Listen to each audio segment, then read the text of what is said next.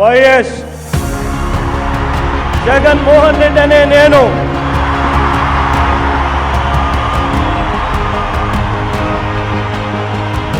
శాసనం ద్వారా నిర్మితమైన భారత రాజ్యాంగం పట్ల నిజమైన విశ్వాసం విధేయత చూపుతానని భారతదేశ సార్వభౌమాధికారాన్ని సమగ్రతను కాపాడుతానని ఆంధ్రప్రదేశ్ రాష్ట్ర ముఖ్యమంత్రిగా దైవ సాక్షిగా ప్రమాణం చేస్తున్నాను. అధికార దాహంతో వాలంటీర్లపై చంద్రబాబు చేసిన కుట్ర పెన్షన్దారులను తీవ్ర ఇబ్బందులకు గురి చేస్తోంది.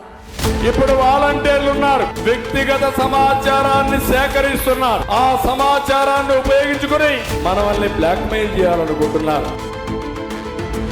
పోతే ఈడ పోతే ఆడ బ్యాంకు లింక్ లేదు అని డబ్బులు 5 రూపాయలు 10 రూపాయలు 30 రూపాయలు తీసుకుంటున్నారు. పని ఏమొచ్చాయిదా?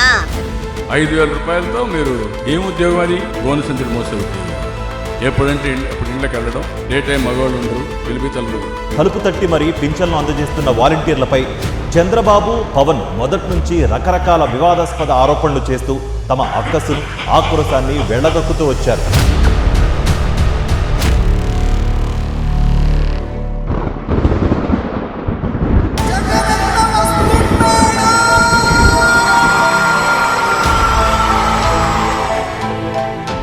జగన్ అనే నేను జూన్ 4వ తారీఖున మళ్ళీ మీ బిడ్డ ప్రభుత్వం వస్తుంది.